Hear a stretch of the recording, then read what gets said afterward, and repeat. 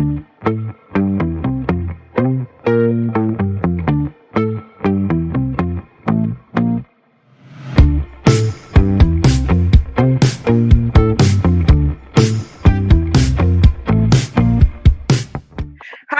welcome back to Inclusivity Podcast, episode 14, where I invite you to listen with your cup of tea. I am Leah, and I will be co-hosting today with Dana.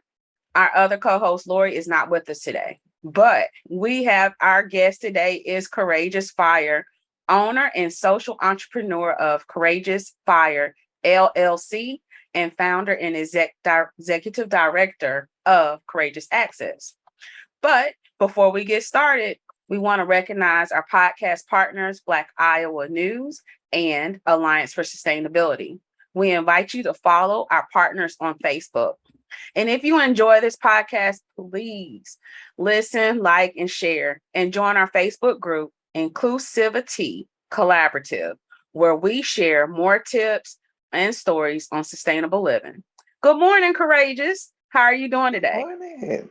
I'm Hey, good, beautiful. How are you? I am doing great. Thank you. And hey, Miss Dana, how you What's up? doing? What's up? Great, fabulous. All right. Well, let's get into this. So, Courageous, we want to know a little bit more about who is Courageous Fire. Could you tell us and our listeners who you are? Sure, I'd love to. I got started doing the work I'm doing because I am a domestic violence survivor. And the reason why I was so interested in doing this work is because I didn't know that I was being victimized. And I realized that so many women don't know what domestic violence is.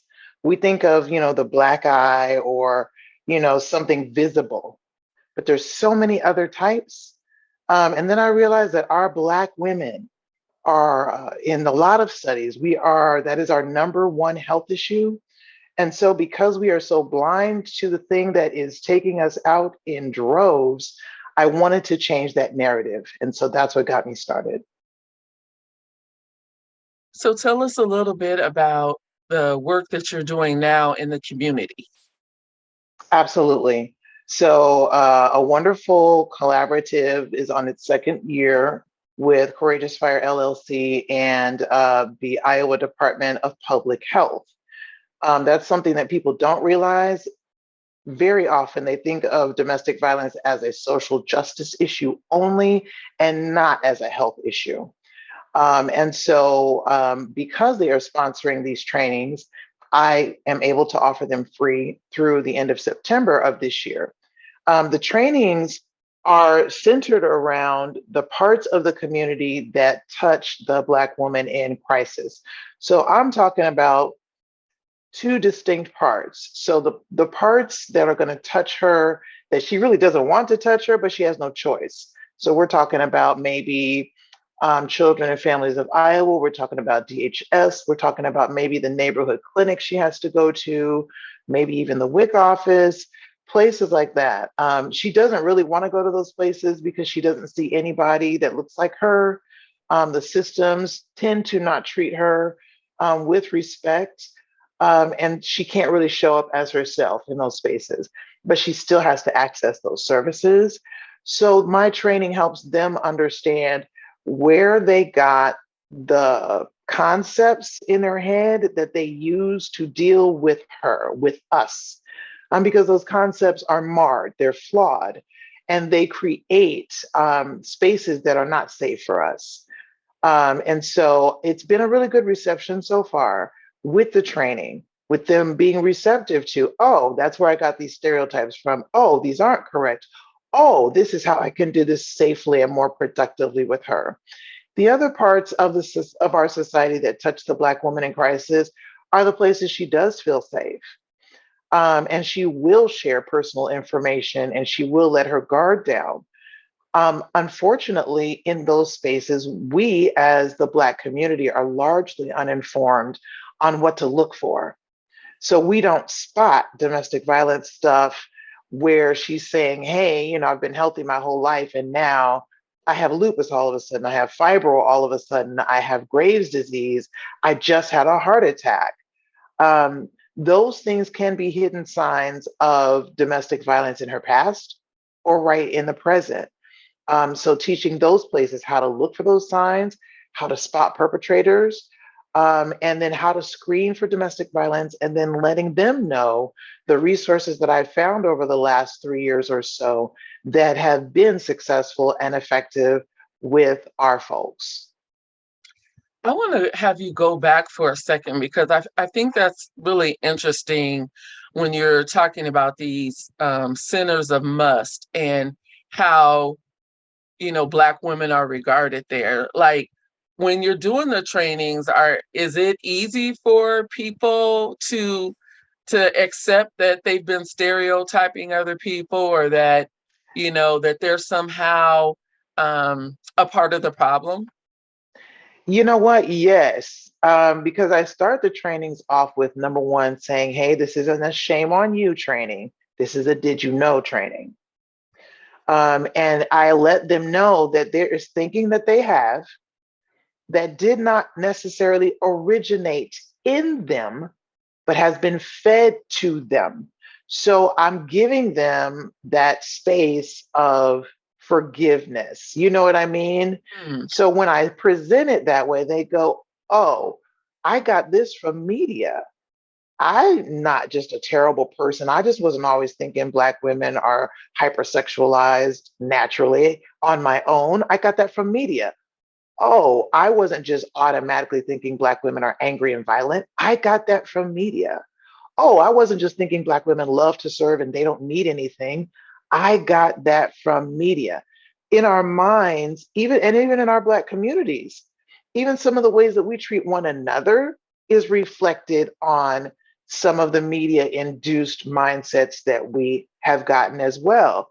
And so when I'm in these mostly white spaces and I say that, and they see some of these video clips and I break down some of the stereotypes by name, then they go, oh, well, I've been seeing this since the 30s, the 40s, the 50s, and all the way up until now. And the images keep getting refreshed in media. So it's not my fault that I was thinking that. But now, since I can be cognizant of that thinking, now I can sit it to the side and use the tools that you're giving me today. So, yeah, they are pretty receptive. That's wonderful. That's wonderful. Yeah, that reminded me, like when you're talking about even some of the stereotypes, like in our own community, I think of the strong Black woman, Yep. and how that does us a disservice in some ways and doesn't allow us to be, to have our needs met.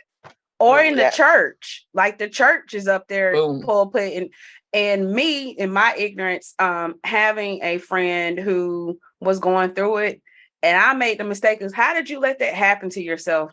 Back to that strong Black woman, and the minute she said, what you mean let? And I was just like, oh my gosh, that was so ignorant, because for me, when I met her, she's very like quick at the, wit about stuff and carry herself so strong. So when it was coming out that she was in this abusive relationship, I'm sitting here like, not the person who, talks tough, but meanwhile, this is what's going on. And I think for me, I've learned to kind of like step back a little bit sometimes. And I'm always watching people. I'm always observing. I'm watching how someone is talking to them. And the abuse doesn't have to be physical, right? It can be emotional and it can be mental. My mom, she was a product of it and growing up in it. And I made sure the man I married, I didn't want no loud talking Black man. I wanted a husband that was more soft spoken and gentle, because who wants to be on alert watching for when the anger is going to come out? And people think of me as being angry, and it's like, nope, I just know what I'm not going to tolerate and what I'm not going to allow you to say. But I love that connection of you sharing it's media. That media is such a big, emphasis into a lot of people's world versus us just coming up and learning to talk with each other. But we got to get our guard down too. But it's hard, right? It's a hard cycle.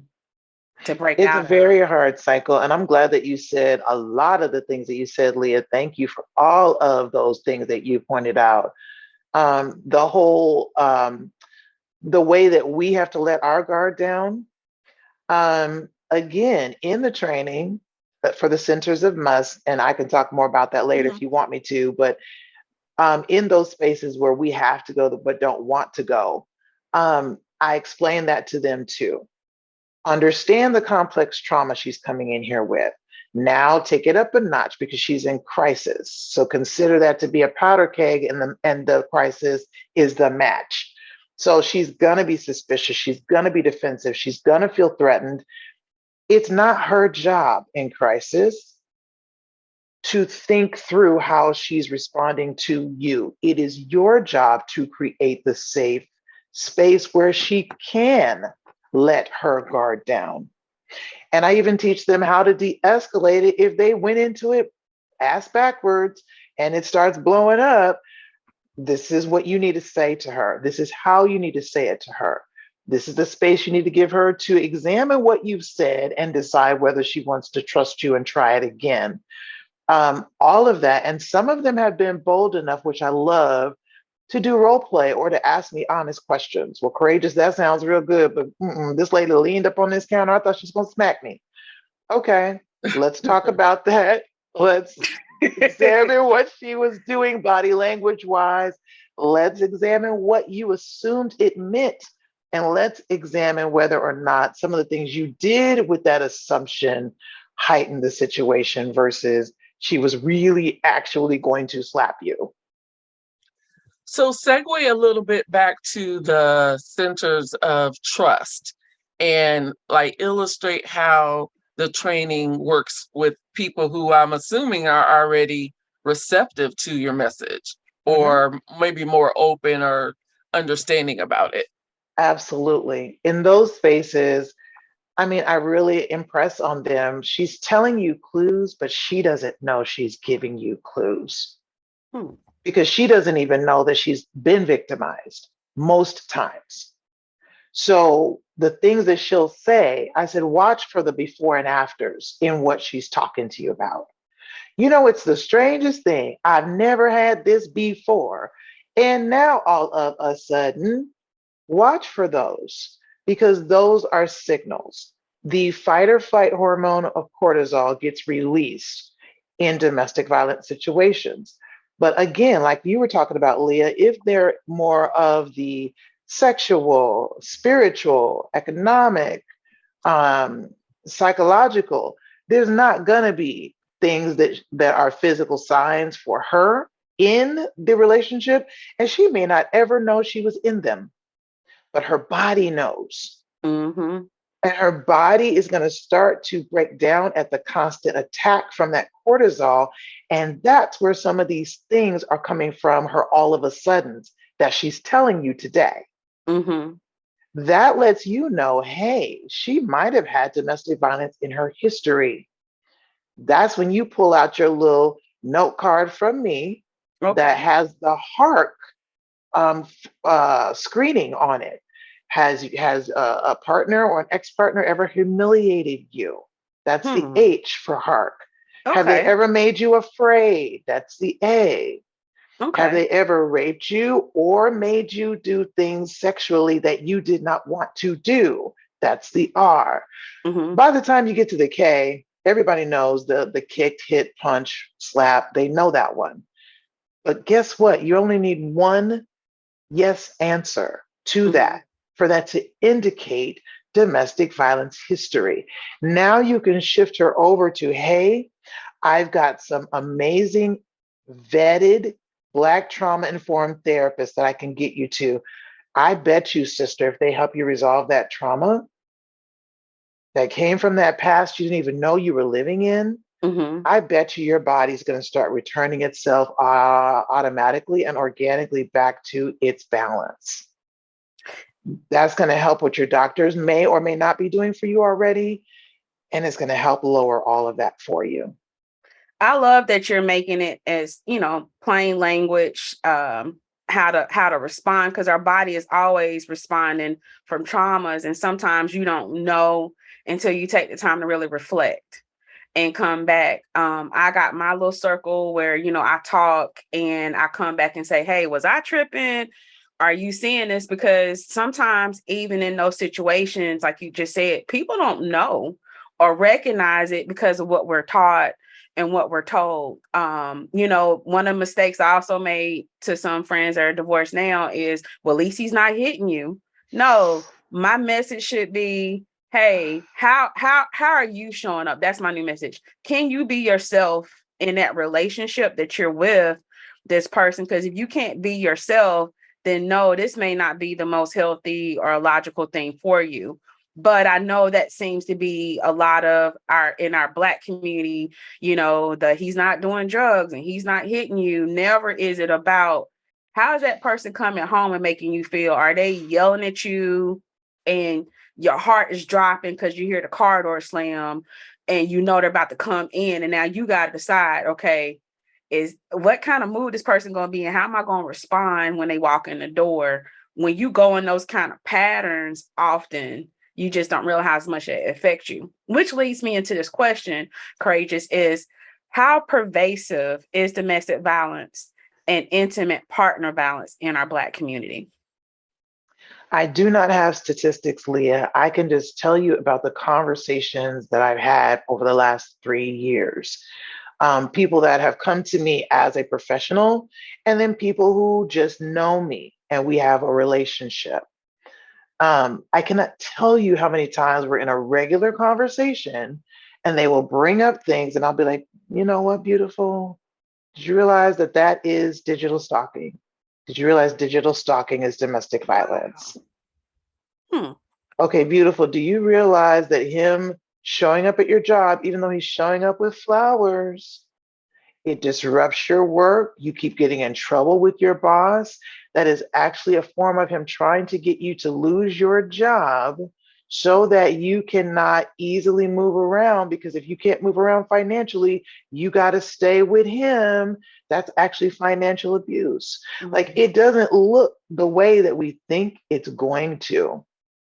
And because it doesn't, I cannot tell you how many times I've said, okay, beautiful, did you realize? And she's like, no. I didn't realize that when it was me almost 5 years ago, I didn't realize even the sexual, economic, emotional, all of that is still reason for you to be able to leave and go to a shelter. We don't know that either, but you can't. He does not have to be hitting you for that. That's great information that I'm sure people maybe don't get. But yeah, it is pervasive. 40% of Black women within our lifetime in the United States will experience intimate partner violence. 53.8% of us have experienced or will experience psychological abuse. And psychological abuse is the big one because that is the one that leads to everything else. See, people think with what was her name? Janae. It's now Janae Rice. It was Janae Palmer. Ray Rice knocks her out in the elevator. An NFL player, big old guy, drags her out like a piece of trash, dumps her on the floor. She's like, he only ever did it that one time. Maybe he only ever hit you one time. But with Black women, please let me dispel this right now. Black women, people say, we don't play that. We don't let nobody hit us. We ain't soft like that. We ain't like them other people. Listen, Black women are the most loyal group of women to our men on the face of the planet. Once we have loyalty for that man, we will find a category to put his behavior in that allows us to remain loyal. It is not about her being stupid. It is about her being loyal, period. So Janae stayed and she married him because she's loyal. And that's what keeps our women there. It's not that we don't feel that thing that's churning inside of us. We feel it, but we don't want to abandon our men. So that is why we stay. I won't say stay, but that is why we don't consider what we would do outside of that relationship. We figure out what we're going to do to make it work better. And that's crazy because, also like it starts even younger. I've watched people be in relationships and the guy, a boyfriend, high school, beating the crap Mm-hmm. out of his girlfriend. Nobody's doing anything. The, woman getting the abuse is not telling her parents. Her Mm-mm. friends are obviously saying, like you said, you're stupid, but nobody is really diving in and saying, hey, enough is enough. Because sometimes I had an experience with a friend in college, and this guy was always berating my friend, and he was her first. And I Ah, remember being woken up in the middle of the night to go pick her up because he wouldn't bring her home. And I was about to catch me a case, because I did not appreciate this person demoralizing my friend, that's right. had her cutting her hair off, dyeing it, shaving eyebrows, telling her how like she wasn't as pretty as this person, like all kind of stuff. And she was, as you described it, so loyal. And I Mhm. kept asking her, I was like, why would you want to waste all your time with someone that's not seeing the value in you? But I realized I could support her, but no matter what I was saying, she was going to have to wake up one day and find out she didn't deserve that. And eventually she did. And it was hard because as a friend, I'm that ride or die friend. You, my girl, I got you. We fighting, you need me to show up, I'm there. But it was so like heartbreaking to watch this because we're young. I'm not gonna say I'm fortunate, but when I've seen signs of that, like you said, showing up to your job, or I don't play, you threaten me with a gun, okay, I'm disappearing into the abyss. Like, ain't nothing worth you thinking about to control me, when our society always, to me, I feel like we're treated in a slave mentality anyway. Women are like the least protected, and you look at Westerners and how they do that. Or back in the day, women always had to have that man to like get property, to do all this stuff. Man, you look at today with like Roe versus Wade. I mean, Yes. there's men making these decisions right now over, whether you're going to, be forced to have a child or not, be forced Right. to maintain a fetus in your body that's not viable anymore. They're subjecting women right now. I've read many stories about women who, they're fighting infections and because they've been forced because of laws to carry, a fetus, and instead of being able to allow to have an abortion. So that stuff is still really, going on today. And I just wanted to piggyback on something you said, because I feel like too, when we're talking about messages in society, in talking to, younger women, I always feel like, you know, it's sad, but there's some message that trauma makes the relationship worthwhile. Like, oh, I went through all this stuff with him, therefore, Mm. this relationship is meaningful. Like, I just gotta tough it out. I'm gonna get to that. And it's just like, no, like I don't, and you're right. Some of it is the media. It is the kind of way we portray, these, you got to be drugged through the mud to get to the fairy tale. And it's like, no, that's not Mm. cool. Well, a part of it is media, and then I do talk about this in the training as well.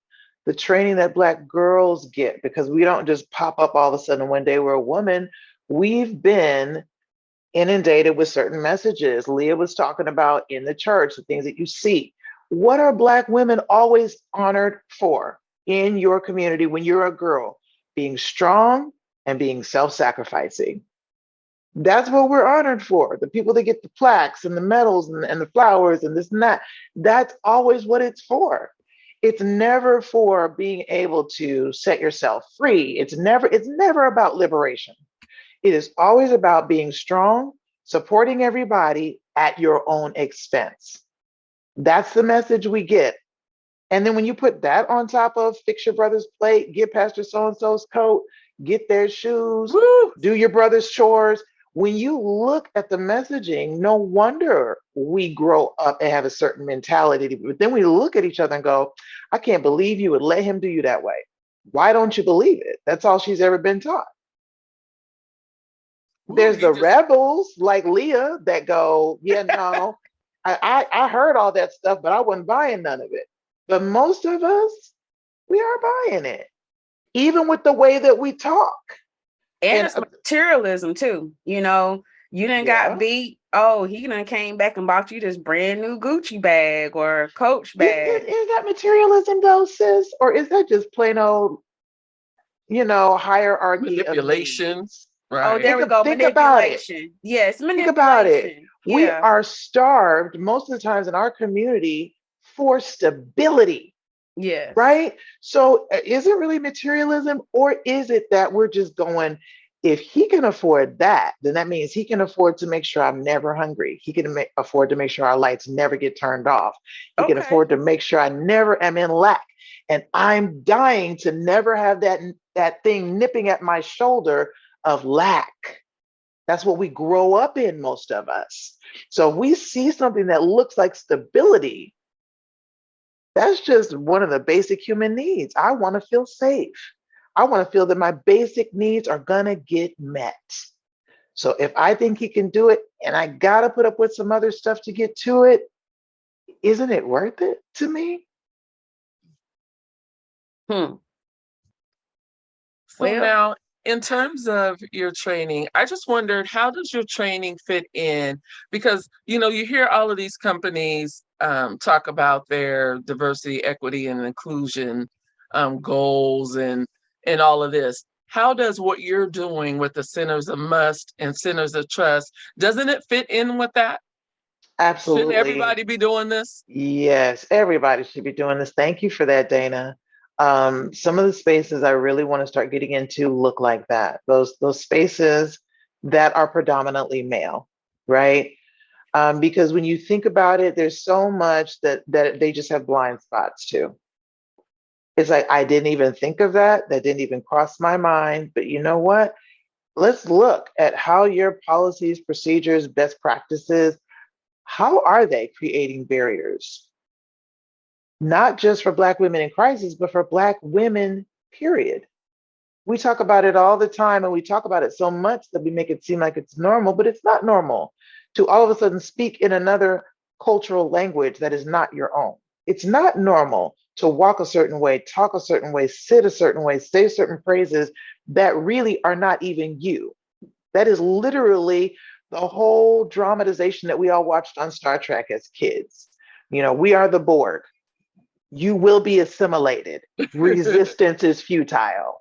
Like that is really what that is. And if we look at the oppression in that, when you have that same thing mirrored of the patriarchy that you're facing in your home that has been abusive and oppressive for you, and then you go into the workspaces and they look the same, exactly how are you going to ever advocate your way out of domestic violence or anything else if that's all you see? that makes a lot of sense because as I was sharing before, when, like you said, when you're the only person in your space, but even like when you go to a doctor, something as simple as I kind of dread sometimes going to my annual checkup, and I might request a test and they'll be like, but you're married.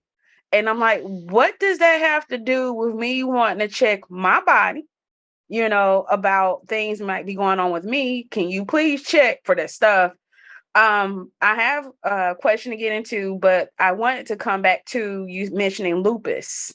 That's an autoimmune disease. I never would have Yes. thought to connect that. Yes. I always connected it more to like depression. That's what, I hope my mom, if she ever listens, doesn't get to, but she had such severe depression because of what went on in her childhood and then what went on in her marriage. She Mhm. was strong enough, and maybe shouldn't say, but she recognized when enough was enough. And my mom dealt with the depression time when Black women were not to be going to anybody because that was Mhm. not what you did. You supposed to pray it away. You supposed to work on your marriage. You don't get divorced, which was my grandparents are were primitive Baptist, so whole different kind of line of baptism. And you don't cut hair, wear makeup, very like real stringent, and you don't divorce.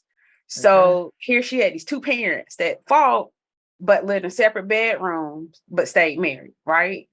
And then she gets into this marriage and she at the same time doesn't want a divorce because the stigma of kids and not keeping that married last name. Cause back to our media, we don't want to be a single Black woman, right?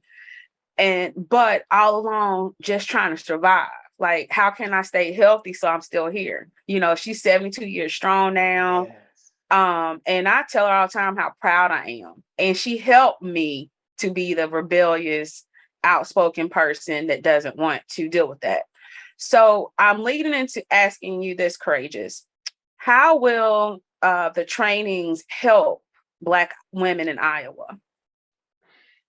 Well, if these organizations are serious about it and it's not just a one and done, if they are doing like a few of the organizations have done and said courageous, I'm ready. Like this was a nice introduction, but now let's examine how we're moving on a daily basis as a team and how that's impacting the Black women that we could serve or that we are serving, but not very well.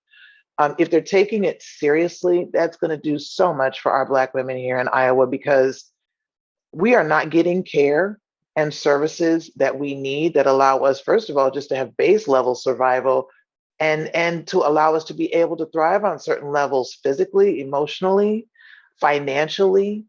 But if we can get into these spaces and be treated in a way that is safe and productive, now all of a sudden we have access. And access changes a lot of things for us. Can you remind everyone again how they could go about having you do the trainings at their, organizations, their groups, their faith-based groups? How do they get you to come in? Absolutely. Just go to cfirellc.com and you're going to hover over the menu bar. You're going to see a section that says contact. Just click on that and you'll be able to set up a time to talk with me. And I usually ask you questions like, how do Black women typically interact with your organization? Like, what is the reason that there's a touch point? How do those interactions typically go? What do you want to see different because you're asking me here? Because I have a lot of information for them, but I'm going to only give them the parts of it that apply to the way that they've answered those questions. But yes, cfirellc.com, hover over the menu bar, click contact, and let's get going. Is there a deadline? There is a deadline if you want my time without having to pay consulting fees. There is no deadline, though, on changing the narrative for Black women in crisis. So anytime. Fantastic. You have any other questions, Leah? Well, no, I think was ready to ask her, yes, like what ultimately do you want your listeners to know about this issue as it's related to domestic violence? And my last question would be, what is one message basically you would want someone to you would want Black women to walk away with that are maybe experiencing this? Hmm. So if we're talking about the places that touch her, the message for them is even if you are a Black-owned establishment, faith-based or not, there is so much that you need to get from this training so you can help her in ways that you can't today. So I need you here. As far as women, there is no shame in domestic violence. It is a crime. The crime is being committed against you.